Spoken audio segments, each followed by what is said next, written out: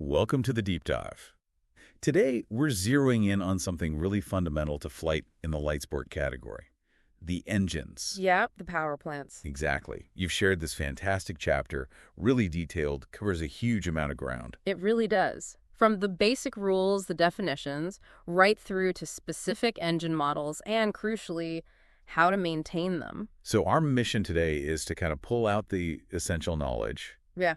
understand what makes these engines unique, maybe navigate some of the regs and the practical stuff, but, keep it approachable. That's the plan. We're looking at the requirements for light sport aircraft itself, and then specific engines Rotax, both two-stroke and four-stroke Jabiru, those interesting VW conversions like Aeromax and RevMaster. Right. And even the bigger names like Continental and Lycoming have specific LSA offerings, don't they? They do, the O200 and O233, and we'll definitely get into the maintenance side, especially for Rotax and Jabiru, as the chapter details those quite a bit. Perfect. So for you, the learner, think of this as your personal guided tour. We want you to walk away with a solid feel for the different choices, what makes them tick pros and cons, and the really critical bits about keeping them safe and working well. Those aha moments. Exactly. Okay, let's start big picture. What exactly is a light sport aircraft, and what are the engine-related rules? Right. So there are some pretty strict limits. Maximum takeoff weight, that's key. It's 7,320 pounds for land planes. 1320, got it. And a bit more, 1,430 pounds if it's designed for water takeoffs. Amphibious. Okay. Then there's speed. Max airspeed in level flight, 120 knots calibrated. And the stall speed can't be higher than 45 knots. Keeps things relatively manageable, performance-wise. Yeah. And seating is limited to maximum of 2 people. And importantly for us today, if it's powered, it has to be a single reciprocating engine. So no jets, no twin engines allowed in this category. Nope. Simple single piston engine. What over propellers? Any restrictions there? Yes, for most of them, the prop has to be either fixed pitch, meaning you can't change the blade angle in flight, or ground adjustable. So you set it on the ground before you fly. Exactly. There's a slight exception for powered gliders. They can sometimes use auto-feathering props. Helps reduce drag if the engine quits. Makes sense. And the chapter mentioned this emphasis on lightweight design. Absolutely central. Lighter engine, lighter airframe. It all contributes to a better useful load. You can carry more fuel or a passenger and generally get better performance. Every pound counts. Right. That's crucial. Now, reliability. When you're up there, you need to trust that engine. How big a factor is that in design and manufacturing? Oh, it's paramount. Think about different flight attitudes, maybe extreme weather. You need consistency. Manufacturers have a huge responsibility here. Through design, testing? Design, research, tons of testing. Now, it's interesting. Many LSA engines aren't FAA certified in the same way as, say, a big airliner engine. Right, I noticed that. But the chapter points out they often follow industry standards like ASTM standards. So there are still rigorous processes behind their design and build quality. It ensures a high level of reliability. So even without the official FAA stamp, there's still a focus on dependability. Right. What about lifespan? How long are they expected to run before needing major work? TBO. Exactly. Time between overhaul or TBO. And there's also calendar life. The manufacturer specifies these limits. Okay. The chapter uses Rotax as an example. You might see a TBO of, say, 1,000, maybe 1,200 hours. But there's also often a calendar limit, like 10 or 12 years. Whichever comes first. Whichever comes first. Because, seals can degrade, components can age, even if they aren't flying. So it depends on the engine type, how hard it's run, and maintenance. And hitting that limit means overhaul time. Usually, yes. A major overhaul. Sometimes it even means sending it back to a specialist facility. It's a big factor in operating costs. Good to know. It's like a dual clock ticking. Yeah. Hours and years. Okay, so if someone's looking at buying an LSA, what engine factors should they consider? Shape, size. Yeah, the chapter highlights those. The physical dimensions, number of cylinders. Yeah. It all matters. How so? Well, an inline engine might offer a slimmer profile, maybe better pilot visibility.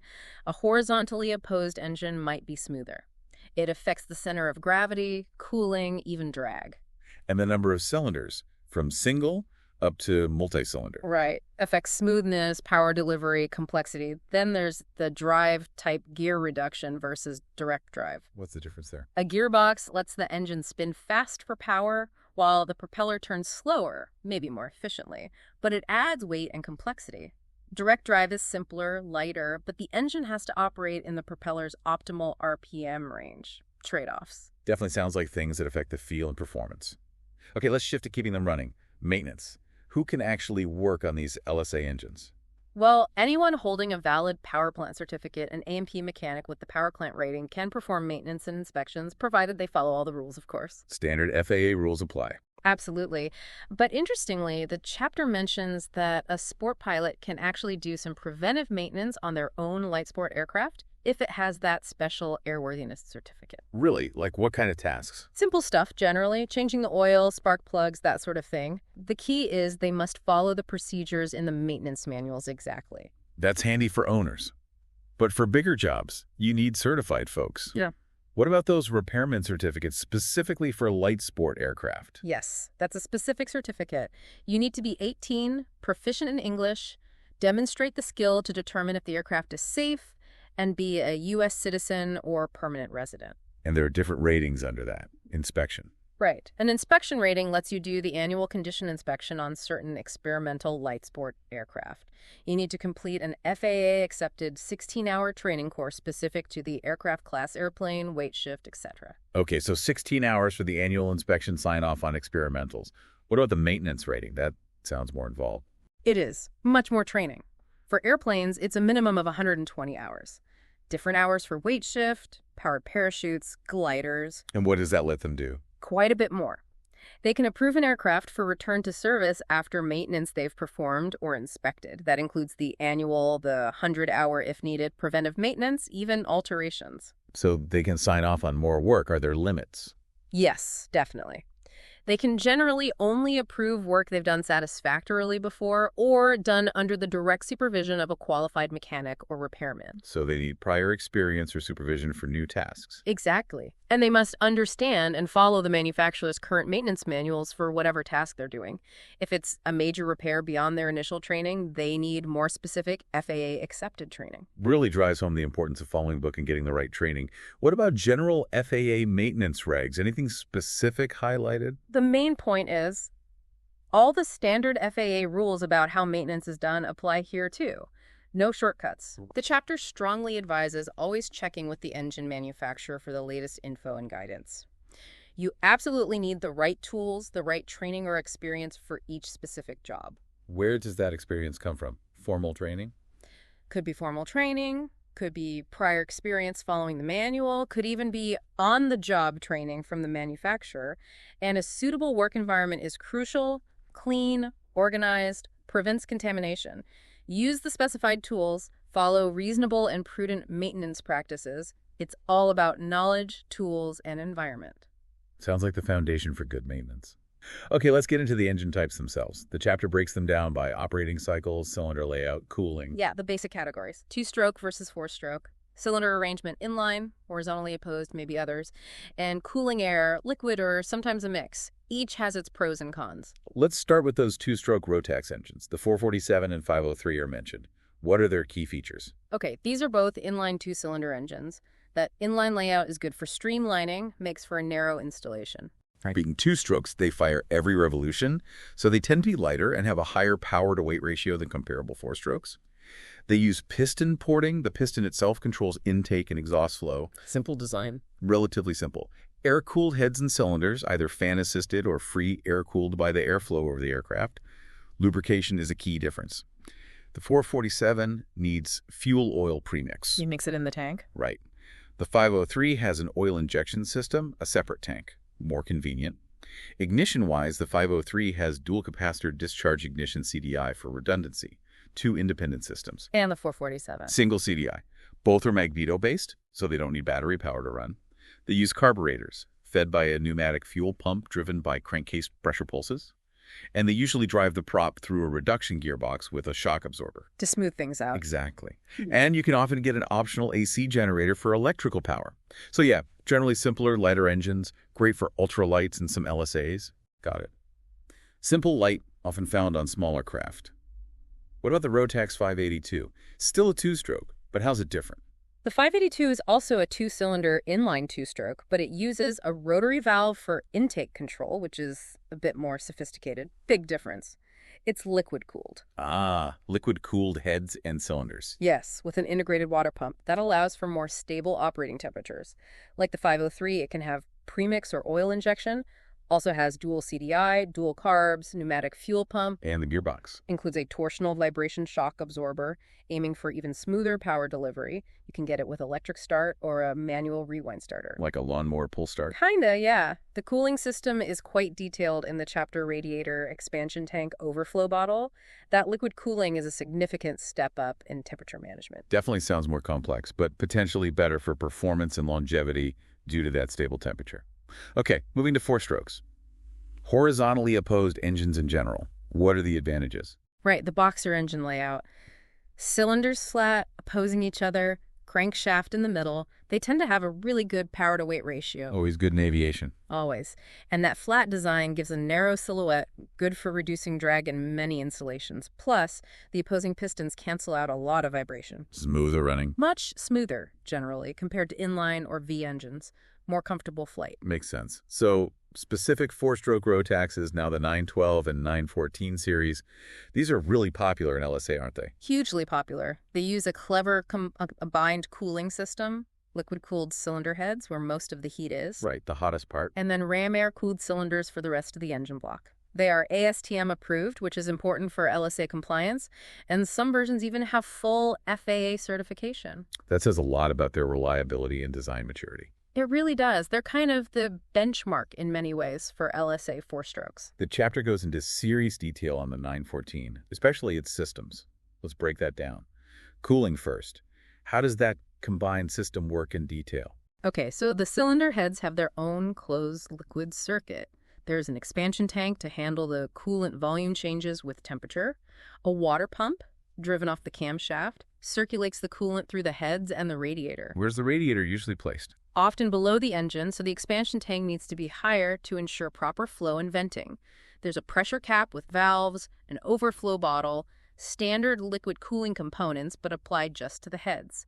Temperature probes monitor temps right at the source. Keeps the critical parts at the optimal temperature. Seems smart. What about the 914's fuel system? Fuel comes from the tank, through a filter water trap, then to two electric fuel pumps in series. Redundancy again. Good idea. Then it goes through a fuel pressure controller before hitting the two carburetors. There's also a return line to send excess fuel back to the tank. The chapter stresses, make sure that return line is clear. Or you could flood the carbs. Exactly. The pressure controller keeps the fuel pressure just slightly above the air pressure in the airbox, about 0.25 bar above, ensuring the carbs work correctly as boost pressure changes with the turbo. Ah, right. The 914 is turbocharged. That must make the lubrication system more complex, too. Oh, yeah, definitely. It's a dry sump system. Oil isn't stored in the bottom of the engine. Separate oil tank. Correct. A main pump draws oil from the tank, sends it through a cooler and filter, then to all the lube points bearings, valve train, crucially, the turbocharger bearings, and the prop governor if fitted. Needs good pressure and cooling for that turbo. Absolutely. Then there's a scavenge pump, a suction pump, that pulls oil out of the crankcase and sends it back to the tank. This also helps manage blow-by gases. The turbo has its own dedicated oil feed line and its own scavenge pump, too. Wow, multiple pumps. It's a sophisticated system, vented through the oil tank, temperature sensor. It's designed to handle the extra heat and stress of turbocharging reliably. Makes sense. And the 914's electrical system, you mentioned dual CDI earlier. Right. Dual breakerless CDI. Very reliable. It has an integrated generator built onto the engine, two independent charging coils on the stator power, two separate ignition circuits. Self-contained power for ignition. Exactly. Energy is stored in capacitors and electronic modules. Trigger coils signal when to discharge the capacitors through the ignition coils to fire the plugs. Firing order is 1423. There's even a fifth trigger coil just for the tachometer signal. Redundancy is key. And finally, for the 914, the turbocharger and its control system. That's its party piece, really. It is. Exhaust gas spins the turbo, compresses the intake air, creates boost pressure. How much boost is controlled by an electronically controlled wastegate valve in the exhaust. How does it know how much boost to make? It gets a signal from a throttle position sensor on one of the carbs. That sensor reads from 0 to 115% throttle position. The chapter shows how boost ramps up really quickly between about 108 and 110% throttle. So you need smooth throttle inputs there. Yeah, very smooth in that range, yes, to avoid unstable boost. There are safety features, too. If the engine overspeeds or the intake air gets too hot, it automatically reduces boost. Smart. How does the pilot monitor it? Through the turbo control unit, the TCU. It has indicator lamps, a red boost lamp, an orange caution lamp. They show system status warnings like overboost, or if you've been at full throttle for over 5 minutes, the boost light blinks then. Clear feedback for the pilot. Okay, moving on. Another turbo engine. The HKS 700T, what's its story? The HKS 700T, it's a four-stroke but only two cylinders, horizontally opposed. Also turbocharged, but it uniquely adds an intercooler. Ah, cools the charge air after the turbo. Exactly. Makes the air denser, more power, and it has 4 valves per cylinder, about 700 cc displacement. Big difference from the 914. It uses electronic fuel injection, not carbs. More modern fuel delivery. Potentially smoother, more efficient. It also uses a reduction gearbox 2.13.1 ratio. Power is around 77 HP continuous, 80 HP takeoff. Very light, only 126 pounds. Sounds great, but what's the catch? The TBO mentioned in the chapter is 500 hours, significantly lower than the Rotax 9 series. So good power to weight, EFI, but maybe shorter service intervals to consider. Interesting trade-off. Okay, let's switch manufacturers. Jabiru Engines. The chapter highlights their manufacturing approach. Yes, they emphasize modern CNC machining for a lot of their parts. Crankcase, heads, crankshaft, high precision. They assemble and test everything in-house. And a key feature is direct drive. Correct. No reduction gearbox. Prop bolts straight onto the crankshaft flange. Simpler, lighter, potentially less maintenance. They use a removable prop flange too, which helps with seal replacement. What are the core components made of? Strong stuff. 140 chrome moly steel for cylinders and cranks. They use automotive-style slipper bearings on the connecting rods, known for durability. And the ignition system. It's a transistorized electronic system. Fully redundant, self-generating, doesn't need the battery. Magnets on the flywheel generate the spark energy as they pass fixed coils. So it keeps running even if the electrical system fails. That's the idea. It uses standard automotive-style distributors, caps, rotors, 2 plugs per cylinder, fixed timing, no adjustments needed, and it has an integral alternator for battery charging. Robust and reliable. Sounds solid. What about cooling? The chapter mentioned something unique there. They're ram air cooling ducts. They've developed specific ducting that uses the propeller's airflow very effectively to cool the engine cylinders and heads. So it eliminates the need for complex internal baffles. Largely, yes. No separate plenum chamber needed either. Simplifies installation and maintenance access. Clever use of the existing airflow. Very neat. Okay, specific Jabiru models. The 2200. That's their 4-cylinder, 4-stroke, horizontally opposed, air-cooled engine. Around 85 horsepower. Very lightweight, 132 pounds installed. Small funnel area, good for tractor applications. Standard 4-stroke features. OHV, magneto ignition. Yep. Overhead valves, that self-generating magneto-style ignition we discussed. Integrated generator, carburetor. A solid, lightweight workhorse. And the bigger brother, the 3300. 6 cylinders instead of 4. Still horizontally opposed, air-cooled, direct drive, dual ignition. Displacement is 3,300 cc, power around 120 HP. So more power, similar design philosophy. Pretty much. It uses the same ram air cooling, OHV design. It has a wet simple lubrication system, mechanical fuel pump, just scaled up for more power needed and perhaps larger or faster LSAs. Got it. 2 more cylinders, more power. Now, the Aeromax Aviation 100 IFB. This one has an unusual origin story, right? It does. It's based on the old General Motors Corvair engine, an air-cooled, flat-6 automotive engine. From the car, how do they adapt it? Aeromax takes those core engines, completely disassembles them, inspects everything meticulously magnaflexing the crank, grinding, nitrating for hardness. They refurbish the case, use new valves, guides, valve train components. And that IFB part. Integral front bearing. They add a robust bearing support to the front of an extended crankshaft, essential for handling propeller loads. They also integrate a permanent magnet alternator, lightweight starter, dual ignition. So it ends up being a remanufactured aircraft-specific engine based on a proven automotive core. Exactly. 6 cylinders mean it's typically very smooth. They test each one thoroughly before shipping. An interesting way to get a smooth, relatively affordable 6-cylinder. Gives that old design new wings, literally. Okay, direct drive VW engines now. RevMaster R2300. RevMaster builds on the VW base but incorporates many of their own systems and parts. The R2300 uses their RM049 heads with big fins, hemispherical chambers. Power output. Around 82 HP continuous, 85 HP takeoff. It's a 4-cylinder opposed, like the VW, but with increased bore and stroke compared to their older R2200 for more displacement. What about the crankshaft? A sturdy forged steel, 4 main bearing crank. nitrated journals. It can even handle an oil-controlled prop, which is unusual for VW conversions. So potential for constant speed. Potential, yes. It uses cast iron cylinders, forged pistons, dual CDI ignition, again, 8 coils, 8 plugs, dual alternators, oil cooler, their own rev flow carb. Based on automotive parts, so rebuilds can be relatively easier and cheaper. And Great Plains Aircraft, they also do VW conversions. Yes, they offer front-drive long block kits, allows builders to assemble their own VW-based aircraft engine.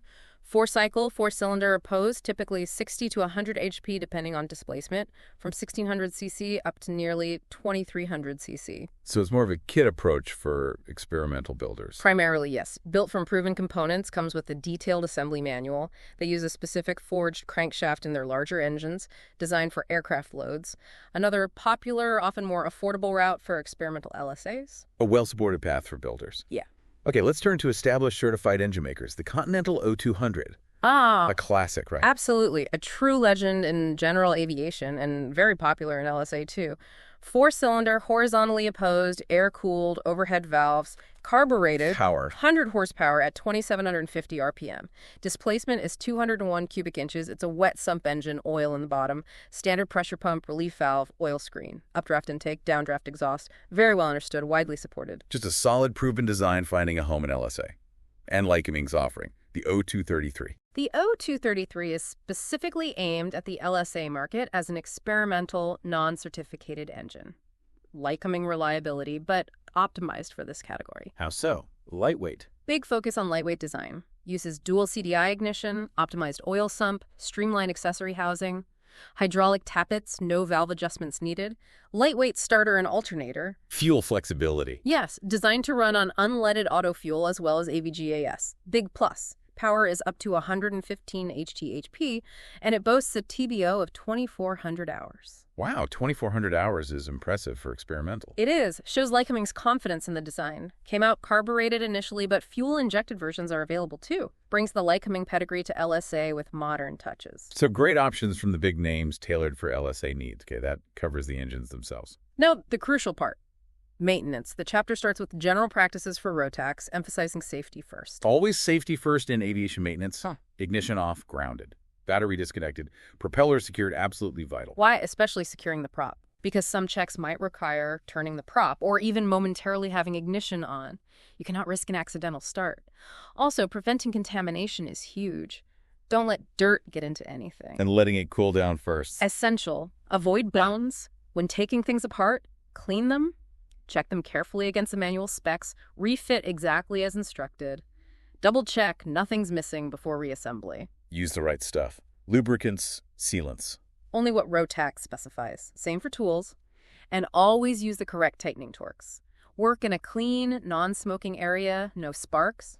Replace safety items, locking fasteners. Self-locking nuts, never reuse them once loosened. What about seals and gaskets? Always replace O-rings, gaskets, oil seals on reassembly. Cheap insurance against leaks. Marking parts during disassembly helps get them back in the right place and orientation. And critically, get, read, and understand the latest service information from Rotax before starting any job. It's a very disciplined process. Yeah. What about the Rotax maintenance schedule itself? Key takeaways. Most checks are visual unless stated otherwise. The schedule intervals are strict, plus or minus 0 hours tolerance. And that tolerance isn't cumulative. Can't save up time. Nope. Use the official Rotax checklists, photocopy them, fill them out completely, mechanic signs and dates. That completed checklist goes in the aircraft records, and an entry goes in the logbook. Record keeping is vital. Absolutely. Any problems found and how they were fixed need documenting too. The operator is ultimately responsible for those records. Service bulletins, equipment changes, all need logging. It's about traceability and airworthiness. Makes sense. Okay, specific procedure. Carburetor synchronization on Rotax engines. Why is it needed and how's it done? Syncing the carbs is vital for smooth running, especially at idle on multi-carb engines like the 912 or 914. Get them working together perfectly. 2 main steps. Mechanical sync, then pneumatic sync. Mechanical first. Yes. You adjust the throttle cable so both throttle valves start opening at precisely the same time and reach full open together. Involves slackening cables, maybe disconnecting a balance tube, adjusting cable ends, idle stop screws, using feeler gauges.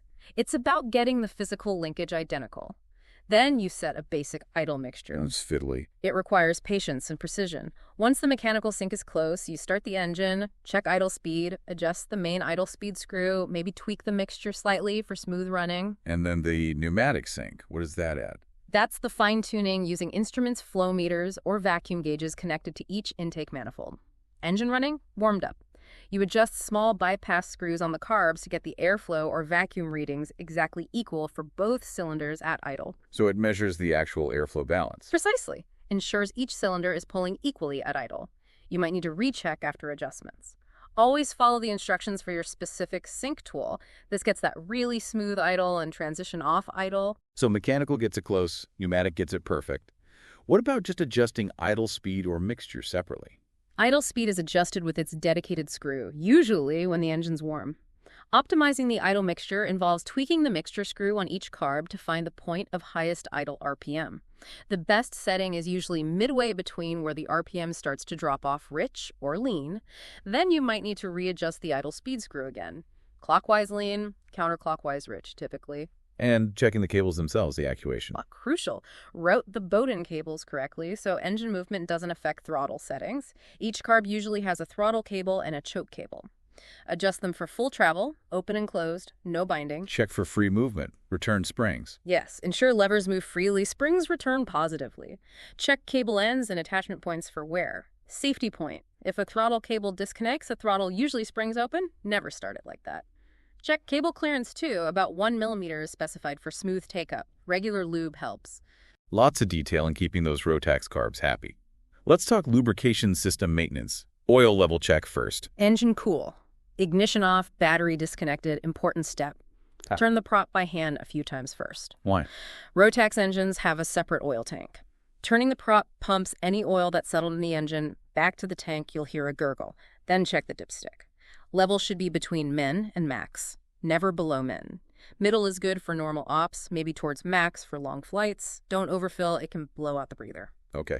And the oil change procedure. Check level first, gives you an idea of consumption. Warm the engine oil up, drains better, carries away more gunk. Safety precautions. Hand crank again to push oil to the tank. Remove drain plug and safety wire. Drain completely. Dispose of old oil properly. Replace the filter every time. Yes, new filter every oil change. Try not to disconnect oil lines if possible. Avoids introducing air. Drain it quickly to prevent hydraulic tappets draining down. Never use compressed air to blow it out. New sealing washer on the drain plug. Torque it correctly. Safety wire it. Refill with the exact oil specified in the manual. And after refilling, don't start it right away. Hand crank the engine maybe 20 turns to prime the system. Circulate the new oil before starting. the chapter mentions cleaning the oil tank sometimes. Usually only if you suspect heavy contamination. Okay. It involves removing the tank cover, internal baffles, cleaning everything thoroughly, checking for damage. Reassembly needs care with seals and torque on the drain plug. Not a routine job. What about that magnetic plug inspection? What's it telling us? It's usually in the crankcase, captures ferrous metal particles from the oil. Checking it gives a window into internal engine and gearbox health. What are you looking for? Significant metal chips are bad news, needs investigation, maybe overhaul. A few tiny steel slivers, under 3 millimeter, might be okay. If unsure, flush the oil, new filter, run it briefly, check again. Lots of metal means find the source, repair, or overhaul. If the oil itself is contaminated, you might need to flush the whole system, replace the cooler. If clean, just wipe the plug, reinstall with new seal, torque, safety wire. A mini health check. What about checking the propeller gearbox itself? Those checks, free rotation, friction torque, are mainly for certified engines or those with the optional overload clutch. Not applicable if it doesn't have that clutch. If it is applicable, how's it done? Lock the crankshaft. Gently turn the prop by hand within its small free play, 15-30 degrees. Listen for noises, feel for resistance. For friction torque, attach a spring scale at a known distance on the prop. Measure the force to just start it moving. Force times distance equals torque. Should be within a specific range, for example, 25-60 nm. If it's out of spec, the gearbox needs attention. Okay. Moving to daily and pre-flight checks for Rotax. Essential routines.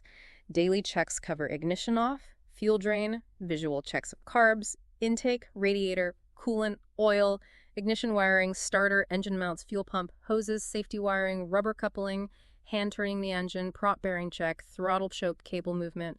Pre-flight is similar but maybe quicker.